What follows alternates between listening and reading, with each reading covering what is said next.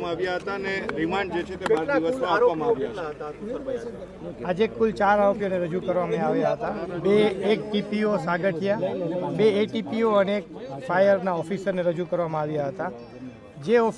જે અધિકારીઓનો રોલ જોવામાં આવે તો ટીપીઓ દ્વારા 2023માં સદર બાંધકામ ગેરકાયદેસર હોવાનું જાણવા છતાં તે બાંધકામ પાડી દેવાનું જણાવવા છતાં તે બાંધકામમાં કોઈ જ આગળની કાર્યવાહી કરવામાં આવેલ ન હતી, જે બાબતે તેમની વિશેષ પૂછપરછ કરવાની જરૂરિયાત છે।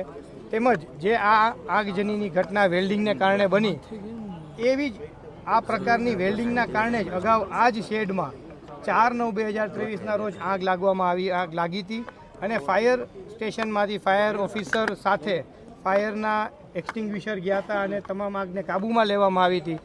તે ફાયર ઓફિસર દ્વારા પણ એક વખત 2023માં આવી ઘટના આવા વેલ્ડિંગના કામે બનેલી હોવા છતાં ત્યારબાદ આજ દિવસ સુધી ક્યારેય સદર જગ્યા ઉપર ફાયર એનઓસી લેવા કે દેવા બાબતેની કોઈ જ કાર્યવાહી કરવામાં આવેલ ન હતી।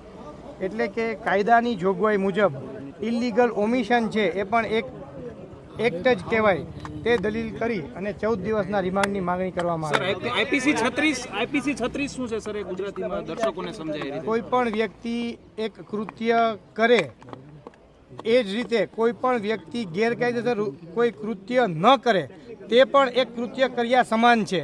એટલે કે કોઈ વ્યક્તિને ફરજના ભાગરૂપે એક માણસને જમવાનું દેવું જોઈએ અને જમવાનું ન દે કોઈ અધિકારી, તો એને ખ્યાલ છે કે જમવાનું ન દઈએ તો આ માણસનું મૃત્યુ થઈ શકે, તો એવા ઇલીગલ ઓમિશન ને પણ એક એક્ટની વ્યાખ્યા આપવામાં આવી છે।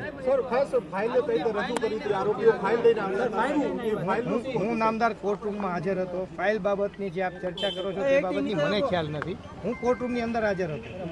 સર, હાથકડી પહેરાવીને હાજર કરવા જરૂરી છે? 3 અધિકારીને પહેરાવવામાં આવી હતી આરોપીઓને, એક સાગઠિયાને નહોતી પહેરાવવામાં। જો પોલીસને એવું જણાય કે આ આરોપી ભાગી જશે તો જ હાથકડી પહેરાવવાની જરૂરિયાત છે, હાથકડી પહેરાવી ફરજિયાત હોતી નથી। ઓકે.